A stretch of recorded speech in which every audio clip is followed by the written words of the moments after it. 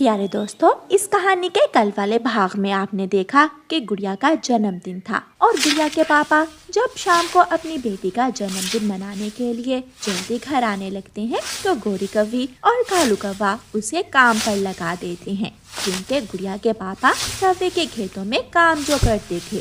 अरे केक वाली दुकान तो बंद है। रात के 9 बज चुके थे, केक वाली दुकान भी बंद थी। फिर गुड़िया के पापा दुकान वाले पक्षी चाचा छमछम के घर जाते हैं और रास्ते में चोर उल्लू उन्हें रोक लेते हैं। लाओ अपनी ये थैली मुझे दे दो। कृपया करो मुझ पर, मेरी बेटी का आज जन्मदिन है और मैंने इन पैसों से अपनी बेटी के जन्मदिन का केक लेना है। अगर ऐसे ही मैं दूसरों पर रहम करता रहूं तो मेरे बच्चे भूखे मर जाएंगे। जल्दी करो वरना गोली मार दूंगा। कांपते हुए पंख के साथ पापा चिड़िया वो थैली उल्लू को दे देते हैं और चोर उल्लू वो पैसों वाली थैली लेकर वहाँ से भाग जाता है। मैं क्या मुंह दिखाऊंगा, मैं अपनी बेटी के सवालों का क्या जवाब दूंगा। पूरे 1 साल बाद मेरी बेटी का जन्मदिन आया था और वो भी मैं ना मना सका। कितना दुर्भाग्य हूँ मैं। दरवाजे पर दस्तक होती है और मम्मा चिड़िया दरवाजा खोलती है। बाहर पापा चिड़िया खड़े थे। मम्मा चिड़िया पापा चिड़िया से कोई बात नहीं करती, वो एक तरफ हो जाती है और पापा चिड़िया घर में आ जाते हैं। वो जानते थे कि गुड़िया और उसकी पत्नी उससे नाराज होंगी। थोड़ी देर बैठने के बाद पापा चिड़िया आहिस्ता से बोलते हैं, गुड़िया सो गई है क्या? मम्मा चिड़िया फिर भी चुप रहती है। पापा चिड़िया दोबारा पूछते हैं, गुड़िया कब सोई थी? सोना ही था उसे तो, और क्या वो मीठे केक की खातिर सारी रात जागती रहती। मीना तो जरूर आई होगी। हाँ आई थी और गुड़िया से नाराज होकर चली गई। कोई और तो गुड़िया से बात करता नहीं, एक मीना ही है। शायद आज के बाद वो भी गुड़िया का मजाक ही उड़ाएगी। मेरा तो पूछ रही होगी गुड़िया सोने से पहले। आप ना अब सो जाएं, कल बात करेंगे। पानी, क्या घड़े में पानी है? अपने घोंसले में लेटते हुए मम्मा चिड़िया कहती है, जाकर देख लें, मुझे नींद आ रही है। फिर पापा चिड़िया मटके से पानी पीते हैं। कालू ने मुझे जानबूझकर रोक लिया था। जब सारा काम खत्म हुआ तो सब्जियों की सफाई में लगा दिया। 9 बजे कहीं जाकर मुझे पैसे दिए। चाचा छमछम भी दुकान बंद करके घर चला गया था। आपने कौवों को बताया नहीं था क्या कि आज हमारी बेटी का जन्मदिन है? बताया था, और जब मैं चाचा छमछम के घर जा रहा था तो चोर उल्लू ने मुझे रोक लिया, मेरे पंख पर मारा और पैसे छीन कर ले गया। क्या?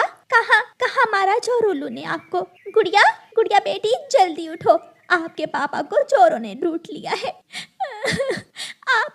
आप छोड़ें ऐसे काम। मैंने तो पहले ही आपसे कहा है, उन कौवों के पास काम करने से अच्छा है आप कोई छोटा मोटा अपना काम कर ले। गुड़िया भी उठ जाती है। मेरे पापा ठीक तो है? पापा कोई बात नहीं, मुझे मालूम है आपको कोई जरूरी काम होगा जो आप जल्दी ना आ सके। गंदे गंदे चोरों ने मारा मेरे पापा को। मैं ठीक हूँ अब। वो तो इतना जालिम था कि मुझे गोली ही मारने वाला था। मैंने तो पैसों वाली थैली देकर अपनी जान बचाई। फिर काफी देर तक चिड़ियाओं का वो परिवार बातें करता रहता है। सुबह हो जाती है और पापा चिड़िया फिर से उठकर अपने काम पर चले जाते हैं। मम्मा, अब मैं अपने पापा को उन कौवों के यहाँ काम नहीं करने दूंगी। रात तो मैंने भी यही सोचा था, लेकिन करेंगे क्या आपके पापा? कोई तो ऐसा काम होगा जो मेरे पापा आसानी से कर सकें। गुड़िया अपनी सहेली मीना के पास जाती है। मीना की नानो मीना के घर आई हुई थी। मीना, पता है कल मेरे पापा समय पर क्यों ना आ सके? नहीं, मुझे तो नहीं मालूम। कवि अंकल ने पापा को बहुत देर से छुट्टी दी थी और रास्ते में चोर उल्लू ने मेरे पापा से पैसे छीन लिए। ये तो बहुत बुरा हुआ। कुछ कहा तो नहीं चोरों ने आपके पापा को? मारा भी था, लेकिन मेरे पापा बच गए। गुड़िया, आप अपने पापा से कहें कि कोई अपना काम शुरू कर ले। इसीलिए तो मैं आई हूँ कि तुमसे सलाह करूँ, मेरे पापा कौन सा काम शुरू करें।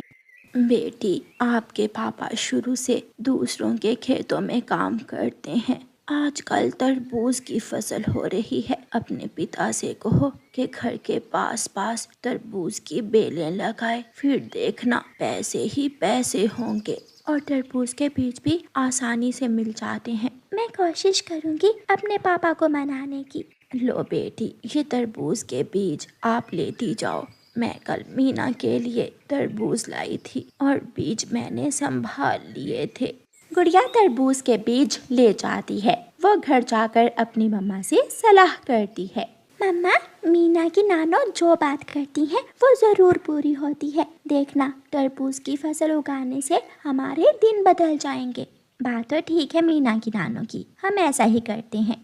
फिर दूसरे दिन गुड़िया और उसकी मम्मा पापा चिड़िया को कौवों के पास काम करने जाने से रोक लेती हैं। मैं मेहनत से काम करूँगा, आगे देखो गुड़िया का उपाय काम करता है या नहीं। वो सब मिलकर अपने घर के आसपास तरबूज के बीज बो देते हैं। वो सब नदी से पानी लाकर बीजों को देते हैं। 1, 2, 3 और फिर ऐसे ही कई दिन गुजर जाते हैं। चिड़ियाओं के खेत में तरबूज की बेलें उग आई थीं, जिन पर छोटे छोटे तरबूज भी लग चुके थे। गुड़िया बेटी, बेलों पर तरबूज काफी मात्रा में लगे हैं। अगर ऐसे ही तरबूज पककर तैयार हो गए तो हमें अच्छा मुनाफा होगा। वो सब मेहनत करते हैं। वो खेत से जड़ी बूटियां बाहर निकालते हैं और समय पर पानी देते हैं। यही वजह थी कि चिड़ियाओं के परिवार का तरबूज का खेत सोने के खेत में बदल जाता है। तरबूज की फसल बहुत अच्छी तरह तैयार होती है। पापा चिड़िया पहली बैलगाड़ी भरकर मंडी ले जाकर बेच देते हैं और उन्हें अच्छा मुनाफा होता है। अब उनके पास पैसे ही पैसे थे और वो सब मिलकर अपना खेती बाड़ी का काम करते रहते हैं। गुड़िया का जन्मदिन फिर से आ जाता है, लेकिन इस बार पापा चिड़िया को किसी से छुट्टी नहीं लेनी थी, क्योंकि अब वो अपना काम करते थे। गुड़िया की सहेली मीना और जंगल के सारे पक्षी गुड़िया का जन्मदिन मनाने आते हैं। आज तो गोरी आंटी और कालू अंकल भी आए हुए थे, क्योंकि गोरी कौवे को नफरत गरीबों से थी, अमीरों से नहीं। और अब रानू चिड़िया का परिवार अमीर हो चुका था। प्यारे दोस्तों, इस कहानी को लाइक, अपने दोस्तों के साथ शेयर और चैनल को सब्सक्राइब करना बिल्कुल मत भूलना। आपका धन्यवाद। क्या आप जानते हैं कि सबको कैसे पता चला कि आप कौन हैं? अगर नहीं जानते तो ये कहानी सुनने के बाद आपको पता चल जाएगा। आज तो बहुत दिनों बाद ताजा ताजा अंडा मिला है पीने को। मुझे तो आज बहुत मजा आने वाला है। वो उल्लू उस अंडे को पीने ही वाला था कि पीछे से एक चील आती है और उस उल्लू को उठाकर बुलंदी में ले जाती है और गायब हो जाती है। शिकारी तो आज खुद ही शिकार बन गया। मुझे भी आज ताजा ताजा मांस बहुत समय बाद मिला है। मुझे छोड़ दो, मुझे छोड़ दो। मैं कोई साधारण पक्षी नहीं हूँ, मैं भी उल्लू हूँ। सब पक्षी डरते हैं मुझसे। परंतु आज तुम बूढ़ी चील के पंखों में लगे हो, किसी साधारण पक्षी के नहीं। ऐसा कहते हुए वो चील उस उल्लू को मार देती है और खा जाती है। मौसम तो गर्मियों का था, परंतु आसमान पर कुछ बादल होने के कारण उस अंडे पर धूप इतनी ज्यादा ना थी। वो अंडा तो जोर जोर से हिलने लगता है और फिर टूट जाता है और एक सुंदर सा छोटा सा बच्चा उस अंडे से बाहर निकलता है, जो ये नहीं जानता था कि उसकी मम्मा कौन है, पापा कौन है, वो कहाँ है, वो कैसे अपने जीवन की शुरुआत करे। वो इधर उधर देखता है, परंतु उसे कोई भी नजर नहीं आता। वो आवाज जो मैं हर समय अंडे में सुना करता था, वो किसकी थी? कौन था वो जो मुझसे अंडे में घंटों बातें करता था? और अब मैं अंडे से बाहर आया तो मेरे पास कुछ भी नहीं है। कुछ ही देर बाद उसे धूप ज्यादा महसूस होती है और वह बच्चा पास में ही नदी के पास बड़े पेड़ के नीचे जाकर बैठ जाता है। फिर वहाँ कबूतर आ जाता है, जिसे देख वो बच्चा तो पत्तों में छुप जाता है। वो उसे देख रहा था। कबूतर भी पानी पी लेता है। वो उड़ने ही वाला था कि उसकी नजर पत्तों में छुपे उस छोटे बच्चे पर पड़ जाती है। ये तो कोई छोटा बच्चा है और ऐसे अकेले ये बच्चा इस नदी पर क्या कर रहा है? इसे तो अभी उड़ना भी नहीं आता होगा। छोटे बच्चे, आप कौन हो और यहाँ क्या कर रहे हो? मैं तो अभी थोड़ी देर पहले अंडे से निकला हूँ। मैंने जब अपनी आँख खोली तो मेरे पास कोई भी नहीं था। जब मैं अंडे में था तो कोई मुझसे बातें करता था, वो भी मुझे नजर नहीं आया। मुझे तो कुछ पता नहीं मैं कौन हूँ। ये सब सुनकर कबूतर को समझ आ जाती है कि ये बच्चा जिस अंडे से निकला है वो जरूर अपनी माँ से बिछड़ गया होगा। आप एक चिड़िया के बच्चे हो और जो अंडे में आपसे बात करती थी वो आपकी माँ थी। मैंने इस जंगल में सबसे पहले आपको ही देखा है। क्या आप मेरी माँ हो? नहीं। तो फिर मेरी माँ कहाँ है?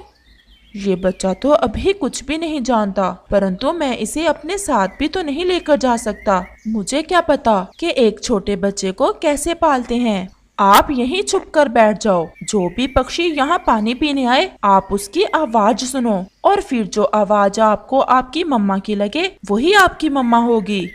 ऐसा कहते हुए कबूतर वहाँ से चला जाता है।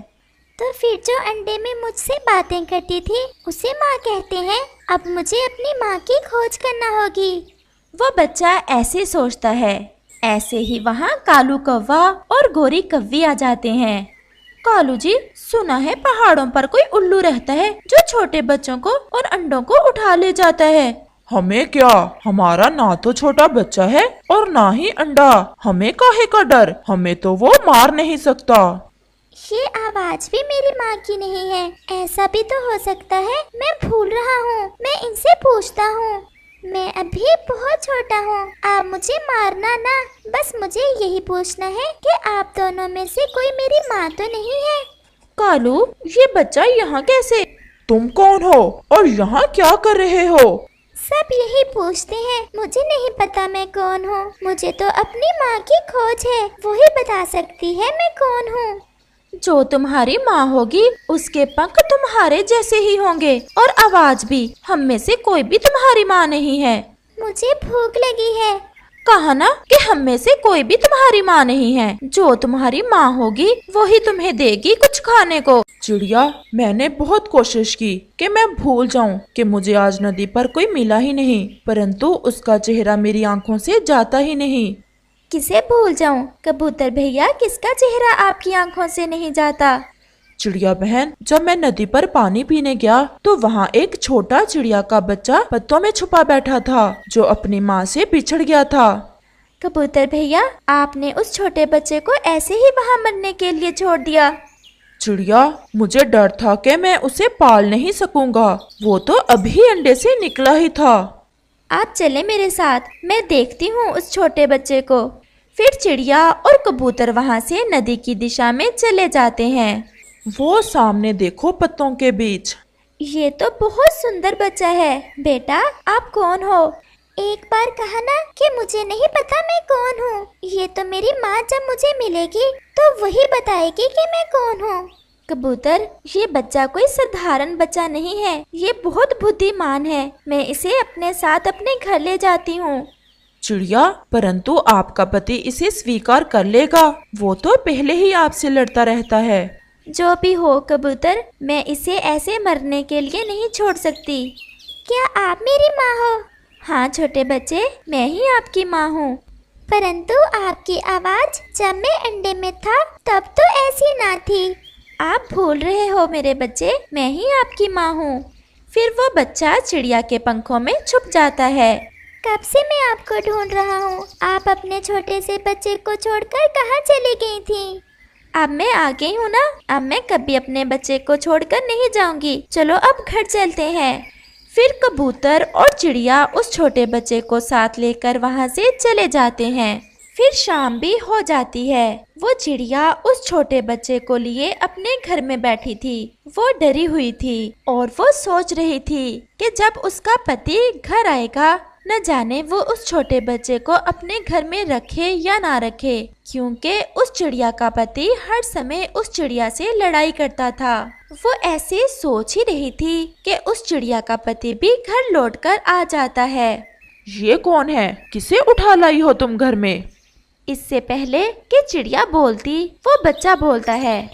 माँ, आप सबको बता क्यों नहीं देती मैं कौन हूँ? जो भी आता है यही पूछता है कि मैं कौन हूँ। अच्छा, आप मुझे ही बता दें, मैं ही सबको बता दिया करूँगा कि मैं कौन हूँ। चिड़िया खामोशी से उस मासूम छोटे बच्चे की बात सुनती है। मैंने पूछा, ये किसे मेरे घर में ले आई हो? ये मुझे नदी से मिला है, छोटा है, मुझे दया आई और मैं इसे अपने घर ले आई। मुझे कौवों ने बताया है इस बच्चे के बारे में। उन्हें तो दया आई नहीं और ना ही कबूतर को। फिर तुम ही क्यों इसे अपने साथ ले आई हो? इसे भोजन कौन लाकर खिलाएगा? और पराई संतान कभी अपनी नहीं बनती। उस चिड़िया का अपना बच्चा घोंसले में बैठा ये सब खामोशी से सुन रहा था। माँ, मुझे ये तो बता दे मैं कौन हूँ, ताकि फिर जब भी कोई पूछे तो मैं उसे बता सकूँ। आज से आपका नाम रोज है। मैं आपकी मम्मा हूँ, रानो चिड़िया। रानो चिड़िया है आपकी मम्मा का नाम। और पापा का नाम आकाश चिड़िया है। वो जो सो रहा है वो आपका भाई है। मम्मा, भाई का नाम क्या है? भाई का नाम है कुकू। कुकू है आपके भाई का नाम। फिर वो दोनों माँ बेटा ऐसे बातें करते करते सो जाते हैं।